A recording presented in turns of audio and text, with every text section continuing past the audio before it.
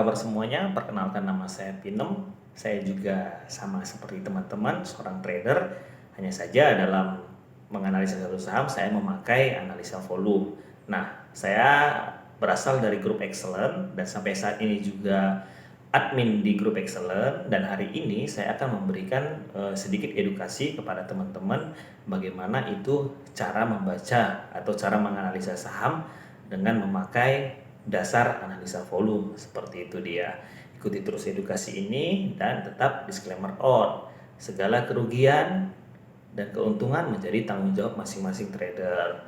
Karena kenapa? Ini hanya berupa bentuk edukasi, bukan sesuatu ilmu yang pasti. Semoga bermanfaat mengikuti edukasi dari saya. Terima kasih. Ya, sebelum saya mulai analisa volume saya, sedikit saya menceritakan kisah saya sedikit buat teman-teman sehingga saya bisa memahami itu apa analisa volume. Jadi ini saya sedikit ceritakan. Jadi saya bisa seperti ini atau saya bisa sekarang bisa mandiri dalam trading itu dikarenakan oleh seseorang ya. Saya menyebutnya dengan nama Pak MP ya, Pak MP atau Amang MP. Nah, beginilah orangnya beliau. Beliaulah orangnya yang mengajarkan saya atau merubah saya atau menjadikan saya seorang trader yang sudah mandiri di Bursa Efek Indonesia dengan memakai analisa volume gitu. Jadi ini sedikit saya flashback ke belakang. Kisahnya adalah eh, beberapa waktu yang lalu ketika saya terpuruk dikarenakan porto saya merah begitu, ada saya katakanlah seorang malaikat begitu, dia membagikan grup link ya, grup excellent ya, link grup excellent gitu. Dan sampai saat ini juga ya saya juga saat ini masih aktif ya sebagai admin di grup excellent sampai saat ini gitu dia. Cuman hanya grupnya privasi ya. Gitu. Jadi seorang malaikat membagikan link tersebut. Gitu. Jadi saya ikut join di dalam, lalu saya rajin bertanya, dan akhirnya eh, tanpa saya ketahui atau bagaimana, Amang MP ini sangat peduli kepada saya. Beliau menelpon saya. Jadi beliau menelpon saya, kita saling tukar pikiran. Akhirnya beliau lah menyuruh saya untuk mencatat, gitu, mencatat. Nah, sebagaimana saya juga menyuruh para teman-teman saya yang belajar analisa volume kepada saya itu mencatat juga, ya, mencatat. Kita mencatat begitu, catat, catat, catat.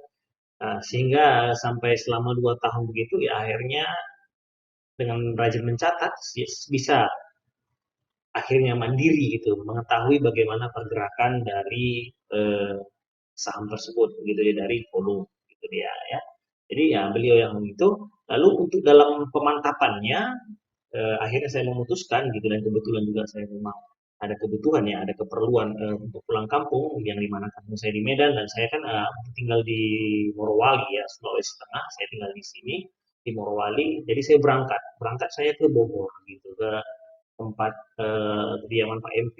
Beliau sangat baik menyambut saya, kita diskusi di sana, dan sekarang akhirnya saya bisa jadi seperti ini begitu. Maksudnya adalah apa yang saya ajarkan kepada teman-teman itu juga lah yang beliau ajarkan kepada saya gitu. Tidak ada yang ditutupi, jadi beliau mengajarkan kepada saya dan saya juga mengajarkan kepada teman-teman. Jadi secara tidak langsung beliau juga mengajarkan kepada teman-teman gitu dia. Jadi tapi hanya melalui perantara saya, seperti itu dia. Jadi beliau ini sangat berjasa kepada saya sehingga sekarang saat ini saya tidak mengatakan kalau saya cuan konsisten, tidak, tapi sudah mandiri di bursa seperti itu, sudah mandiri dan sudah bisa dilepas gitu dia. Oke, itu sedikit cerita pribadi saya tentang bagaimana saya bisa sampai sekarang ini. Berikut dengan guru saya, mungkin teman-teman pada dengar juga, sedikit itu adalah kisah saya gitu dia. Oke, kita masuk ke apakah itu basic dasar dari analisa volume. Oke, ya, analisa volume itu apa adalah analisa volume adalah ilmu analisa yang menganalisa suatu pergerakan saham itu melalui volume, gitu dia. Volume itu adalah volume transaksi.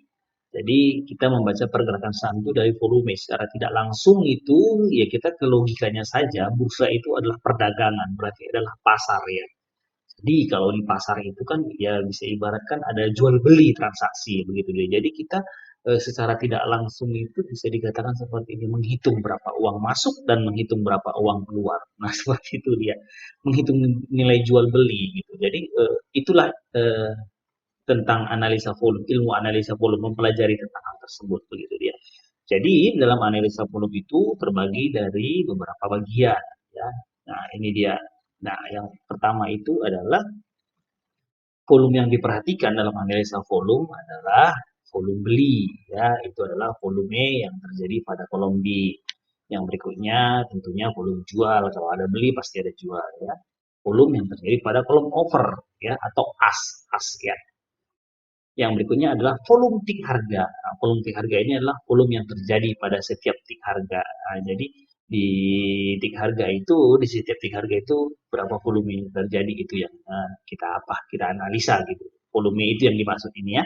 Yang berikutnya adalah volume transaksi harian, hariannya daily volume, lalu transaksi mingguan, weekly volume, dan yang terakhir adalah transaksi bulanan, ya, monthly volume. Nah, bagaimana semua volume-volume ini, kita masuk ke step berikutnya, saya jelaskan satu persatu. Oke. Nah, dalam pengenalannya, dalam analisa volume ini, ya sekuritas atau aplikasi yang sangat mendukung dalam analisa volume ini, yang pertama saya memakai Mirai ya. Kebetulan sekuritas lain juga mungkin ada ya, karena Mirai itu ada volume harian, mingguan, dan bulanan. Ya, sekuritas lain saya kurang tahu gitu, tapi saya memakai Mirai dan LTI bisnis gitu dia. Saya familiarnya di sini seperti itu dia ya. Saya familiarnya di sini di apa berikut di kedua aplikasi tersebut seperti itu. Jadi yang berikutnya ini akan saya jelaskan satu-satu. Yang pertama tadi volume bit ya, volume bit. Jadi volume bit itu adalah yang ini. Bifrag, bifol, dan bit. Nah, ini bit ini adalah harga. Default ini adalah volume antrian pada hari tersebut, ini masih mengantri ya, belum belum apa, belum match ya. Lalu bifrag ini adalah transaksi, jadi berapa kali transaksi gitu, totalnya, total transaksi gitu. Begitu juga dengan di as ini adalah harga, harga pada ini ya, harga pada antrian jual. Yang berikutnya ada ini volume pada harga ini, harga pada volume pada harga antrian jual, dan begitu juga dengan frekuensinya. Seperti itu dia. Jadi frekuensi ini ada apa gitu ya. Frekuensi itu lebih ke transaksi. Jadi total berapa kali transaksi. Jadi kalau kita melihat ini ya, cara bacanya ya, saya sampaikan yang di atas ini ya. Di harga 540 terjadi volume sebesar 2065 sebanyak 5 kali transaksi. Nah, 5 kali transaksi ini bagaimana?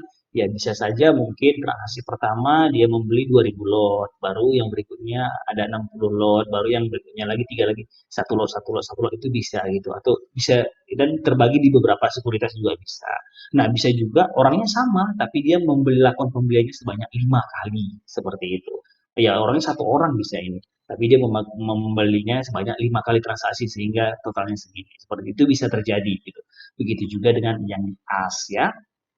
Nah, yang di as juga seperti itu. Di ini adalah as ini adalah antrian jual, atau biasa kita sebut dengan adalah offer ya, offer. Jadi di offer ini juga seperti itu. Yang paling atas ini cara membacanya adalah di harga 545 ada antrian sebanyak 949 lot dengan 3 kali transaksi. Nah, ini sangat penting kita ketahui dikarenakan apa? Biasanya yang disebut dengan market maker atau bandar itu biasanya dalam posisi yang cepat atau yang posisi yang mepet seperti itulah ya. Itu sering melakukan satu kali transaksi dengan volume besar. Nah, itu yang perlu diperhatikan ini. Jadi pengertian itulah ini diajarkan untuk mengartikan yang itu, seperti itu dia. Supaya mengerti gitu dia, mana ini antrian daripada BD atau dari antrian daripada retail, kita bisa tahu dari frekuensinya. Nah, seperti itu. Lalu berikutnya adalah trade book. Ini di trade book ya. Ini trade book adalah volume yang sudah terjadi. Seperti itu dia. Ini volume yang sudah terjadi atau sudah match. Jadi volume yang terjadi pada antrian ini, antrian yang match, baik itu antrian beli maupun antrian jual, baik itu bid atau on offer yang sudah terjadi, itu match masuk ke sini. Seperti itu dia. Jadi di sini udah ada di 525 ini ada 30 lot sebanyak 2 kali transaksi yang match seperti itu. Di 530 ini harga 530 ada 4.291 lot sebanyak 65 kali yang match. Nah, seperti itu dia. Jadi ini sudah match, antrian yang sudah match seperti itu. Jadi cara membacanya seperti itu. Jadi ini adalah volume beli, ini volume jual, dan ini adalah volumetik harga gitu. Seperti itu dia. Lalu kita yang berikutnya itu adalah volume harian, ya. Ini volume harian, bisa kita lihat volume harian itu adalah atau volume transaksi harian adalah total volume yang terjadi pada satu emiten saham yang dihitung berdasarkan volume harian. Jadi volume harian ini adalah volume yang terjadi pada satu saham atau bisa bilang seperti ini. Ini kan 21.306 ya. Nah, ini total dari volume ini, inilah dia gitu total. Jadi volume ini adalah volume baik itu transaksi beli atau transaksi jual, seperti itu. Jadi volume yang terjadi ini transaksi beli atau transaksi jual. Nah, ini adalah volume yang untuk harian. Jadi ini harian adalah per tanggal gitu ya, hari bursa. Ini tanggal 3, tanggal 2, tanggal 1, tanggal 31 begitu dia kan.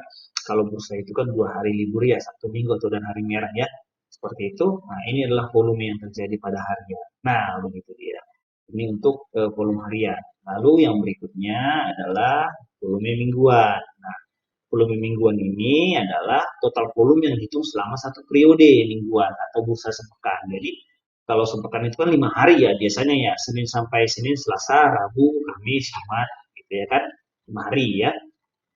Jadi inilah total volumenya seperti itu. Nah, jadi kalaupun kena ada hari merah, mungkin ada nanti yang total volume dari sini itu yang kena 4 hari gitu. Ini adalah mingguan ya, volume mingguan. Nah, dan yang terakhir adalah volume bulanan.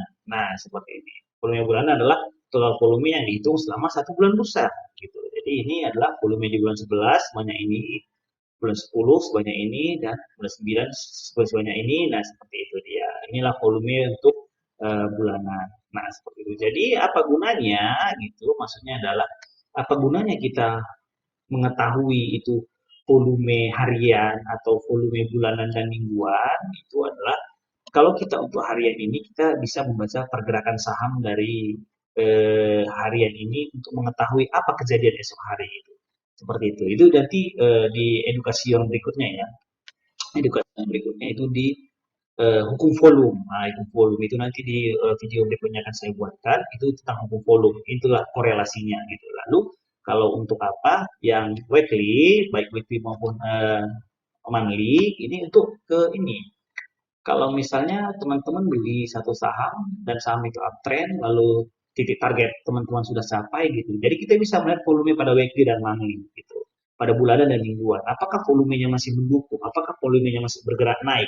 Apakah volumenya masih mantap atau masih bagus untuk di hold. Nah, seperti itu. Kalau volumenya masih bagus atau masih meningkat dengan harga naik itu masih kita masih harus apa? Hold, boleh hold gitu. Jadi mungkin di targetnya kita jual sebanyak 50% dulu. Lalu 50% nanti mana masih bergerak naik jadi kita bisa eh, cuan lebih besar lagi. Nah, seperti itu dia. Jadi itulah gunanya korelasi dari antara daily, weekly, dan monthly. Jadi weekly, monthly itu gunanya hanya untuk itu. Kita untuk melihat trennya apakah ini masih bisa naik atau tidak. Gitu. Dari sisi volume itu ketahuan gitu. Jadi tidak dari dari sisi volume kita bisa tahu bahwasanya tren dari saham ini belum patah gitu. Jadi masih naik seperti itu dia. Itulah untuk gunanya korelasi dari daily, weekly, monthly atau dari harian, mingguan, dan bulanan.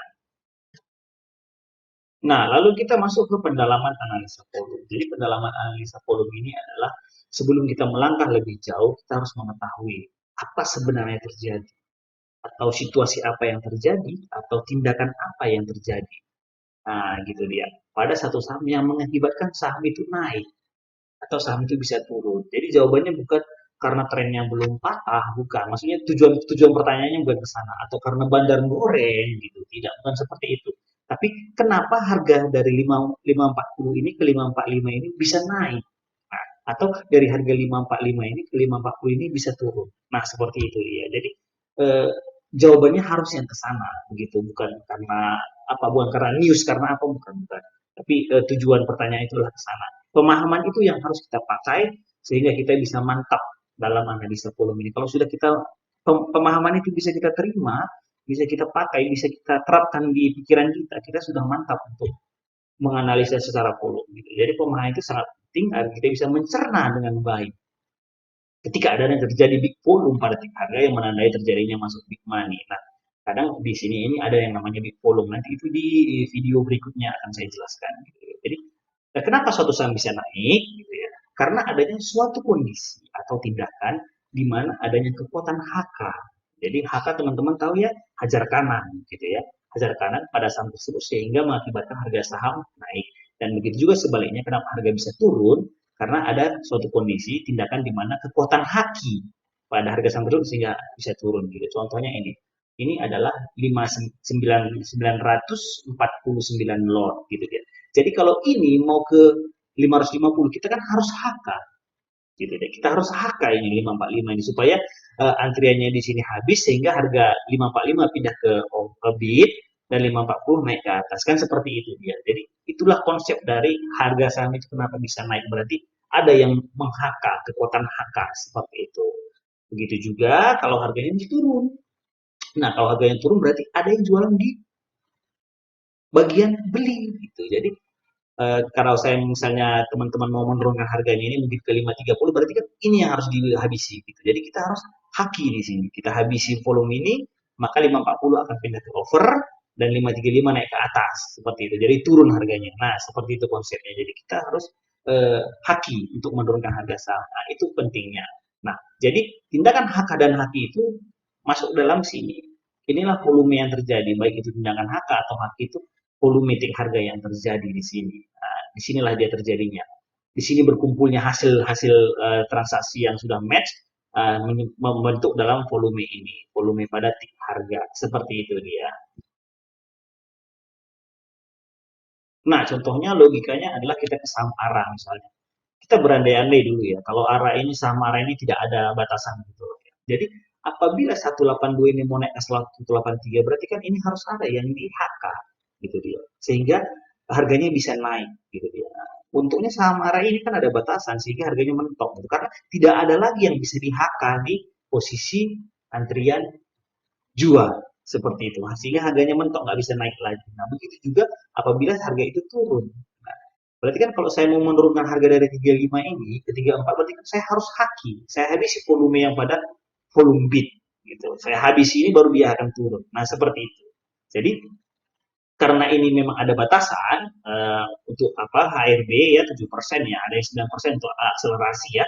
Nah, itu biasanya ya seperti ini. Tidak ada lagi yang memang mau bisa dia apa di haki atau nggak ada lagi yang trend sehingga harganya mentok di sini. Kalau masih ada mungkin ini akan masih bisa turun. Nah, seperti itu. Jadi itulah untuk pemahamannya, untuk pengertiannya eh, kenapa harga bisa naik dan harga turun itu adalah karena kalau naik itu adanya kekuatan HK. Jadi kalau ada kekuatan HK berarti itu adalah akumulasi sebenarnya. Ada yang berani mengakumulasi. Begitu juga kenapa harga saham bisa turun berarti karena adanya kekuatan haki.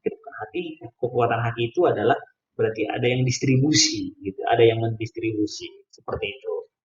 Lalu berikutnya kita ke ini. Jadi dalam analisa volume ini untuk memahami hal tersebut saya membuat ada istilah gitu ya. Ada dua istilah tapi satu ini sebenarnya bukan istilah hanya sebagai info saja yang untuk titik trending ya. Ini dua istilah yang dipakai yang perlu dipakai itu sebenarnya pro buy dan low sell ini yang harus perlu diperhatikan. Kalau titik trending ini tidak terlalu nanti akan saya jelaskan gitu ya.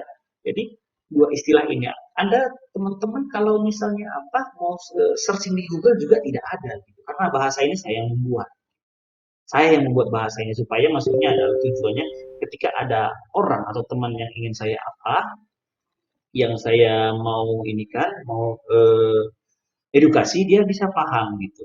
Nah, seperti itu dia bisa paham dan bisa mengerti seperti itu dia. Jadi ini dia. Kalau dia pro buy itu adalah pro buy ya, di mana kekuatan HK lebih besar daripada kekuatan HQ sehingga mengakibatkan harga bergerak naik yang terjadi pada volume harga. Jadi HK-nya lebih dominan gitu. Jadi dia itu lebih meng-HK, dia lakukan HK pada saham tersebut sehingga harganya naik. Nah ini biasanya proba ini dalam konteksnya adalah akumulasi, ya konteksnya adalah akumulasi. Nah begitu juga dengan Rosel. Rosel itu apa adalah di mana adanya kekuatan haki, ya kekuatan haki. Jadi haki ini ke distribusi, jadi dia hajar kiri itu lebih besar. Kalau dominannya lebih besar haki, berarti harga akan bergerak turun seperti itu. Haki lebih besar dari kekuatan HK sehingga mengakibatkan harga bergerak turun yang terjadi pada volatility harga. Nah, seperti itu. Jadi kalau dia kekuatan hakinya lebih besar atau hajar kirinya lebih besar, maka harga akan turun. Itulah low sell. Nah, gitu dia. Jadi yang berikutnya adalah, oh sorry maaf, ya, titik trending. Titik trending ini atau titik closing. Harga closing pada jam bursa closing, nah berapa harganya? Itulah titik trending. Kenapa katakan di mana itu merupakan titik trending adalah titik keraguan-raguan. Nah, kenapa dikatakan titik keraguan-raguan? Adalah karena kita belum bisa menebak dengan pasti titik trending itu masuk ke pro buy atau ke low sell. Seperti itu. Kenapa seperti itu? Nanti akan saya jelaskan. Jadi, kita secara logika itu tidak bisa memastikan dengan pasti ini termasuk pro buy atau low sell. Tapi jika kita cerna dengan baik, diambil dari kejadian yang terjadi, jika harga closing ada di over ya, harga closing ada di over berarti kan ada kekuatan HK ya. Nah, kalau ada kekuatan HK berarti dia akan masuk ke pro buy. Nah, seperti itu. Dan jika harganya berada di pit, berarti kan ada kekuatan haki ya, di pit pada saat closing. Berarti ada berada di bid berarti masuk dalam low sell. Nah, seperti itu dia. Nah, kita kembali ke sini. Kita coba perhatikan ini ya. Jadi, untuk menentukan mana itu pro buy dan mana itu low sell dan titik trending itu seperti ini. 640, 650 itu dikatakan pro buy ya. Dari 640, 645, 650 ini adalah pro buy. Berarti adanya kekuatan akumulasi di harga ini. Tiga titik harga ini ya. Ada kekuatan akumulasi. Lalu di harga 660, 665 ini dikatakan low sell. Artinya adalah di sini sudah mulai pada jualan ya 660, 665 ya. Di sini juga memang ada akumulasi pasti kan ada kekuatan HK di sini tapi di sini ketika sampai ke 665 ini dia sudah mulai melemah. Jadi ini lebih ke akumulasi sebenarnya. Walaupun di sini adalah ada yang HK ya, ada yang HK sehingga terbentuk harga ini, tapi sebenarnya sini adalah akumulasi. Bisa BD, bisa retail, seperti itu dia. Jadi bisa juga seperti ini. Volume yang membeli di sini, ya di 60, 645, 65 yang beli di sini bisa saja jualan di sini bisa. Tapi bisa juga yang di sini ini 660, 665 ini adalah volume yang mungkin beli di 2 hari lalu atau 3 hari lalu atau 4 hari lalu dan dia jualan di sini mungkin dia akumulasinya dari 600 seperti itu ya jadi dia jualan di sini seperti itu jadi titik trending ini adalah seperti ini kenapa saya katakan ini adalah titik keraguan-raguan ini bisa terjadi maksudnya adalah ketika mau close market di jam 3 sore ya karena kan jam 3 sore sampai jam 3.15 itu masih bisa melakukan jual beli sebelum close market ya 9 pokoknya di atas jam 3 lah sampai jam 3 lewat 10 kayaknya masih bisa gitu kan jadi bisa saja pada saat itu dia haki ya haki di sini lalu pada saat udah mau selesai waktunya di HK-nya ke sini di HK-nya di 655 jadi seakan-akan dia adalah hajar kanan gitu nah itu makanya ini adalah titik keraguan-raguan kita nggak tahu pasti ini kejadian ini masuk dalam pro buy atau masuk dalam no sell sebenarnya gitu tapi logikanya kalau dia berada di sini adalah akumulasi, berarti dia masuk dalam pro buy. Gitu. Jadi saya pribadi ya karena ini apa? Oh maaf sorry ya. Karena ini 650 ini misalnya ada yang HK lalu pada saat closing dia haki gitu kan. Jadi kan kita nggak tahu pasti. Jadi saya hanya mengambil monoton bahwa volume akumulasi adalah ini. Seperti itu. Yang ini yang 640, 645, dan 650. Nah, inilah volume akumulasinya. Jadi, saya biasanya itu adalah menjumlahkan. Maksudnya menjumlahkan adalah saya jumlahkan ini, 1, 2, 3, 4 tik ini, saya kurangkan dengan ini. Gitu. Jadi, berapa total volumenya itu, itulah saya simpan dan dalam catatan saya sebagai volume akumulasi. Tapi sebenarnya itu adalah tidak pasti. Seperti itu. Yang penting saya sudah punya catatan bahwa total volume total volume hari ini adalah segini nih. Segini nih yang lagi akum gitu ya, yang belum pada jualan gitu. Jadi kan kita kan menghitung kan bukan satu hari saja, hari berikutnya juga seperti itu. Itu saya lakukan gitu. Seperti itu. Jadi lama-lama kelamaan nanti kalau teman-teman juga melakukannya, akhirnya tanpa teman-teman melakukannya nanti, teman-teman sudah tahu kalau harga ini bisa bergerak atau bergerak turun sudah tahu gitu dia kan. Jadi ala bisa karena biasa sih sebenarnya. Jadi kalau misalnya teman-teman sudah terbiasa nanti tanpa mencatat pun akhirnya tahu. Jadi untuk pertama-tama ini catat dulu gitu supaya tahu pergerakan harganya. Seperti ini contohnya dia buat di 655 ini volumenya besar. Jadi ini harusnya besoknya kita harus lihat. Apakah 655 ini udah dijaganya? Gitu. Kalau misalnya masih turun berarti kemarin ini adalah dominan ke distribusi. Karena dia masih turun gitu. Tapi kalau memang ini nggak turun lagi dari 655 besok besok gitu hari bursa besok dia makin naik ke atas, berarti ini kemarin adalah akumulasi seperti itu. Jadi teruslah mencatat, mencatat sampai-sampai Anda memahami bagaimana korelasi dari antara volume tinggi harga dengan volume pada minggu. Seperti itu maksud saya. Jadi tetap mencatat dan tetap eh, diskusi, tanya-tanya boleh gitu di akun saya ya, di Stockbit ada gitu. Nah, kita bisa sharing di sana gitu. Jadi ini adalah akumulasi, ini distribusi, ini titik trending, titik keraguan-raguan, tapi bisa saja ini ke distribusi, bisa akumulasi seperti itu. Jadi saya dominan lebih ke yang tiga ini saja untuk membaca pergerakan harga begitu. Nah, ini yang terakhir ya, yang terakhir untuk session ini, untuk edukasi ini yang terakhir nanti saya akan lanjutkan ke edukasi berikutnya ya. Contoh probai yang baik, gitu, yang menarik ya, yang bagus, yang baik. Jadi ini perhatikan ini. 1470, 1475 sampai dengan 1550 poin. Lalu perhatikan volume. Nah, apa yang Anda pikirkan? Jadi analisanya adalah apabila terjadi, ini kan opennya kan 1475, lalu dia turun ke 1470. Ini konsepnya ini. Tanpa melihat apapun kita sudah tahu. 1475 dia turun ke 1470, lalu tanpa melihat cat saya sudah tahu ini pergerakannya begitu. Jadi volume ketika harga bergerak naik, ininya volume juga ikut naik.